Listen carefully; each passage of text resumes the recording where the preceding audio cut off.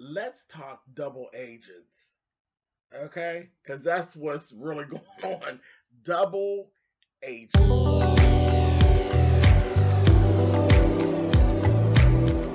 And I'm like, come on through, Cookie. I'm going up on my soapbox. That's basically it. Let's talk about drag and all its forms.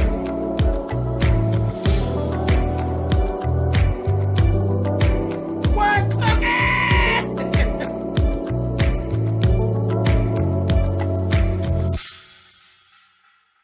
Hey guys, thanks so much for clicking on the video. This is my review for American Horror Story Season 9, Episode 3, which is AHS 1984. Listen. I was going to do this live, but there's a whole lot to unpack. So I'm just going to do this the regular way and see how it goes, okay? So we have half our people at the infirmary, half our people at the cabin. So at the infirmary, okay, we have Darwin. Darwin, shady. Gives them, look, I can outrun all of y'all. I'm not staying up in here and die. Let's just go. So he's like, they kept saying, well, there's like 4 of us, so he can only get 1 of us. I'm like, that is so shady. That is so shady. And he was like, literally, I can outrun all of y'all. So that's cool. Let's go. I'm out of here. So he's so busy running to the door to get out. And the door bangs open. And boom, Ramirez is standing there. He put himself right in front of Ramirez. And everybody is behind him with his fast running ass. And he said, they was like, yeah, and they took off the other way, and baby, Ramirez was giving him a little something, honey, giving him a little taste, honey, just to stabbing him up a little bit.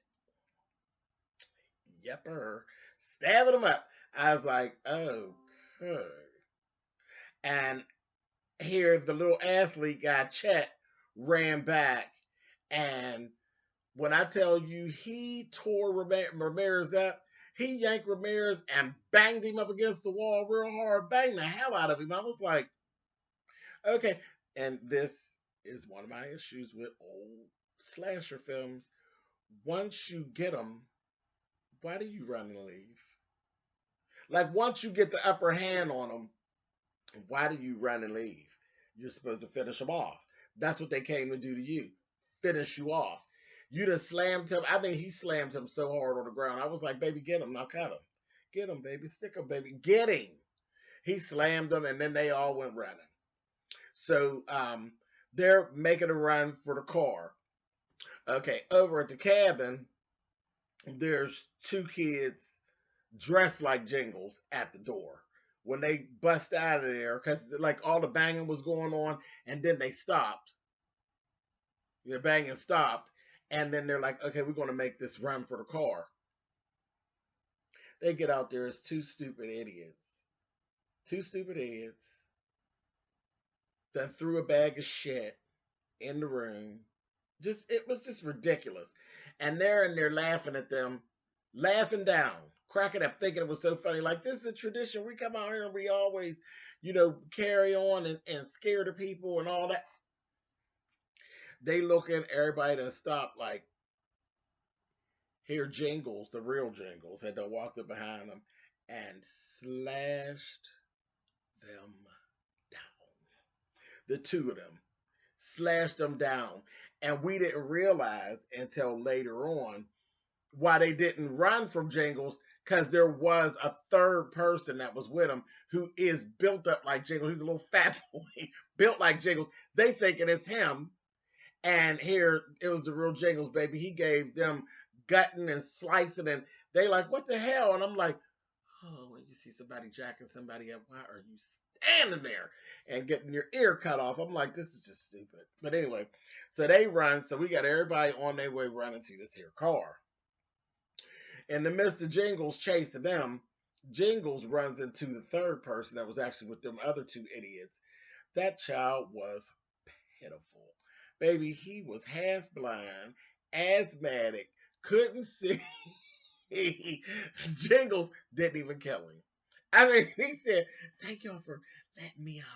He thought it was one of the other guys. He said, "Thank you for letting me come. I know my mom paid y'all to let me hang out with y'all, but thank you for letting me be badass one night." I was like, pitiful, pitiful. Jingles even felt sorry for him. He said, "Child." He didn't kill him. He just left him and just walked away. I said, "Oh," and left him out there trying to get through the woods, a bull half-ass, blind-ass fool. I said, "Lord have mercy." Anyway, they're running. They're running. Here, Darwin and Chet end up falling in the hole. Like a hole like they have with all these spears at the end. And Chet ends up with his shoulder being pierced. Is a spear went all the way through his shoulder. So they stuck. The other two is still running. That was Brooke and Nurse. I was gonna call her Nurse Cratchit. Nurse Rita. They run, and she's like, "Then we just got separated from them. They'll catch up." Well, they're out at the car. They done made it to the car. Brooke and Rita. And I'm saying, something kept saying to me, "Why is Rita so calm?" Like Rita was so calm. Now, one thing I know is black folks. Been black folk for a long time. And somebody out here trying to kill us, she's smoking a cigarette. Now I know a Newport supposedly takes the edge off, but she was too calm for me. It just didn't make sense. So she's like, "We gotta go. Maybe we go get to the road, and then we could just call and get some help on the way or whatever." So then Rita says, "Yeah, there's probably a call box somewhere close." She says, "Here, I'll stay. You just get I'll stay and wait for them. You go ahead and take the car and go." When Brooke tries to go around and open the car door, next thing we know, Rita done took and jammed her up in her neck with something and shot her up. And she done fell on out on the ground, and she's sitting up there smoking her cigarette. I said, "Double agent, what is the issue with you?" Sure enough, we go into a background story about Rita. 1 week ago, Rita actually was there on an interview with Dr. Hobbles. She is actually a psychiatrist as well. She interviewed there at the institution. She has this whole fascination. Her real name is Donna Chambers. She went there and she literally went in there completely with a plan to awaken Mr. Jingles. She got up in there. She had the whole plan. The whole plan was hers to put him down there to escape. Left a bag for him with the knife and all that stuff in it. She basically wants to study him in his natural habitat, which means she got to free him up to get him to the camp to see how he actually does things. She was able to get through to him like nobody had done in the past. She had gotten them to talk. And then you found out she had actually interviewed and worked with all these other serial killers. She has this whole thing going. She's a crazy scientist, basically, is what she is. And she even said, and she kept saying little stuff like Ted Bundy said, so forth and so on. I said, "Charles, she's a damn weirdo." She said that she will say sacrifices have to be made in the name of science. I said, "Now, Miss Candy, girl, what is you giving at him?" Then she basically was like seducing Jingles, and convincing him about an idea of redemption once she cures him of being a serial killer, and all of this kind of carrying on. She just drew him in. She just appealed to him, drew him in, and it was just okay. You found out very quickly she's just as crazy as he is. So they got this whole plan. He going to escape and meet her up at the camp. And she said, "When you get there, I'm going to have a different name." Then we go back and we start seeing her moving. We see her stalk the real Nurse Rita. Okay. And she stalked her. tricked her, got in the back of her car, and ended up getting her and tied her up and left her in the tool shed. She didn't kill her. She tied her up and left her in the tool shed back at the camp. Ain't nobody seen her. She done been there 24 hours by the time we end up seeing her again. But we got that together. Then we go and we got another background story. Because we got and Darwin and Chet down in the hole. Chet then passed out, or so Darwin thought. He thought he passed out.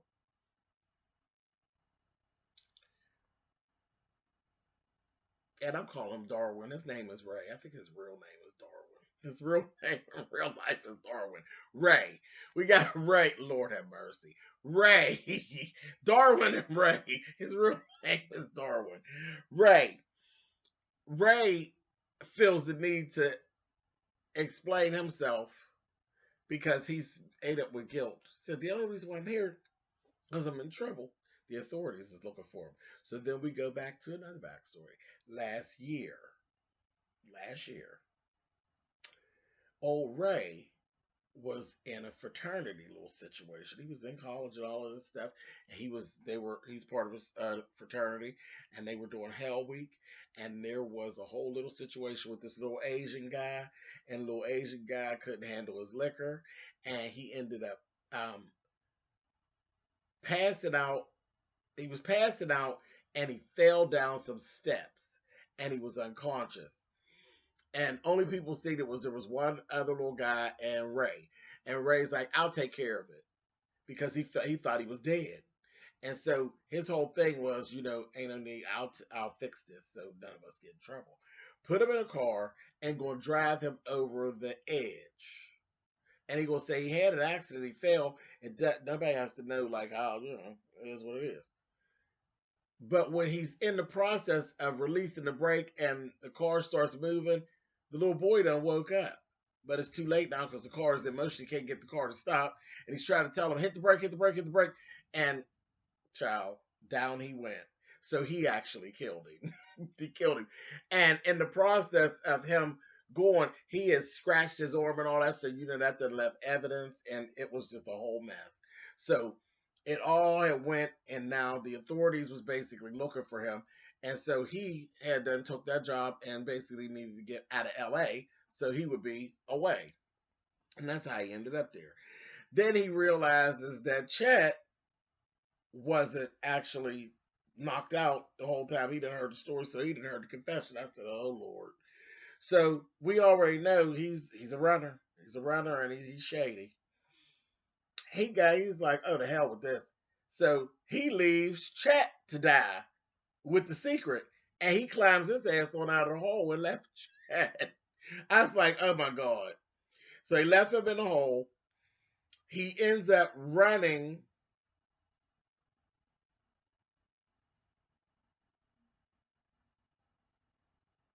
Yeah, he ends up running, and he's running to the car to meet them at the car. And the time that all this is going on, we got Montana, Xavier, and Mr. Big Dick. They are all out there running. They done ran into Jingles. They're running from Jingles and end up going to hide in the boat tool shed. And while they were in there, they done ran into old girl. And they're like trying to find a place to hide. They done got to where she's hitting.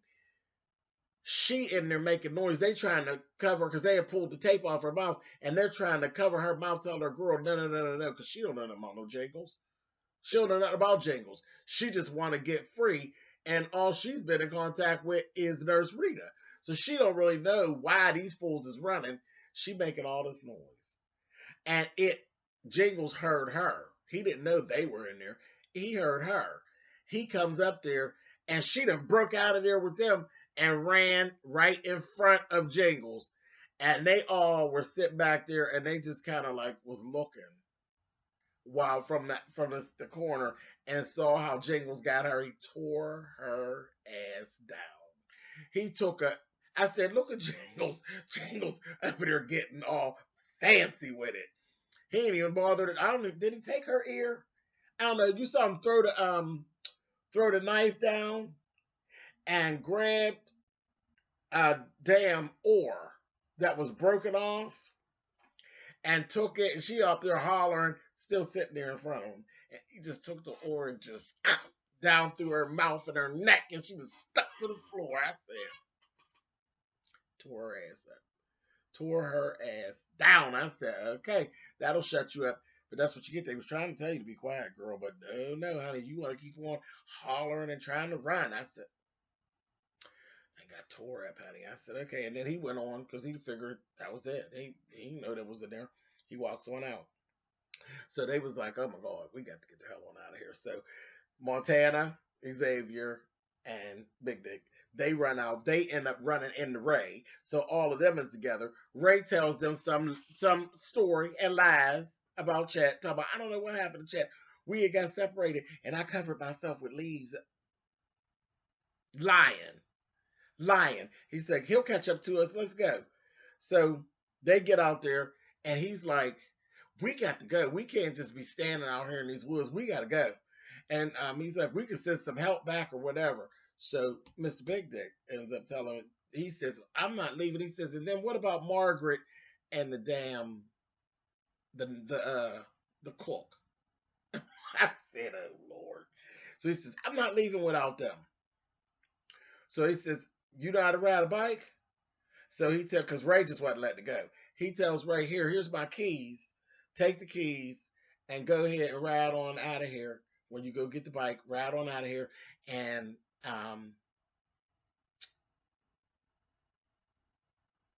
he says, watch for the throttle. You know, because he said the throttle's real tricky. He said, and take Montana with you. I was like, Montana don't go with Ray. Because Ray don't go with Ray, girl. So she ends up running. She goes with Ray. So the two of them, they're going to go back to try to get warn Margaret and the damn cook and get them. They separate. He running. Him and by this time, let me go back. Because by this time, Nurse Rita is sitting there. Brooke wakes up for a split second and asks her, what did you shoot me with? She said, girl, I think it's tranquilizer, an animal tranquilizer or something. But girl, I don't know because I ain't no real doctor like that, bitch. I'm a psychiatrist, child. That's the old Miss Candy. She took her and drags her off somewhere. So she wasn't there when Montana and Ray get there. And the bike is there. But then who they did run into was Ramirez. And he's standing up there going to say, the devil wants his. I said, oh, here we go with this shit. So he's standing up there with his little knife ready to get him, honey. I said, oh, Lord. So Ray, shady Ray, honey, Ray going to say, oh, hell no. He goes and gets on the bike, and he like, and he's like, I got to go, child. And Montana's like, Ray. And child, he took off and left her. I said, no, he did. He took off and left her. I said, he is so shady. I said, listen, you can't have nothing but bad luck because you are really, really shady. So he's flying up the road, baby, and he's like, fuck you, Camp Redwood. And he gets right to the sign. He thought he hadn't made it, y'all. He get right to the sign, and Jingles walked right out the woods, baby, and gave him. Listen, this was my favorite piece of this whole thing so far. Jingles came out and gave him, baby, his whole head, came off and went, flipped over like a football or a basketball. I said, oh, Ray, he tore your ass up. He tore Ray's ass up. And the bad part, I didn't even feel sorry for Ray. Sure didn't. I did not feel sorry for Ray. Not at all. At all. You deserved it. You deserved it. That was so horrible. So horrible. He tore him up. Okay, so I got to go back. I got to go back because I forgot one. Whenever they say, listen, whenever Xavier and Big Dick saved Chet from out of the hole, they got Chet up and they was hiding behind the like a tree because they heard Jingles. And Jingles looking down in the hole, and Big Dick just said, I got these guns. I know he got a knife, but I got these guns. I'm gonna get him from behind. He goes and he got all his little, got all, ran over there and knocked his ass in the hole. It wasn't Jingles, child. It was the stupid ass boy that couldn't see with the damn asthma, with the puffer and all that shit. So I laughed at that. So I forgot about that. And they figured it out. They see this man. It's like, that ain't Jingles, child.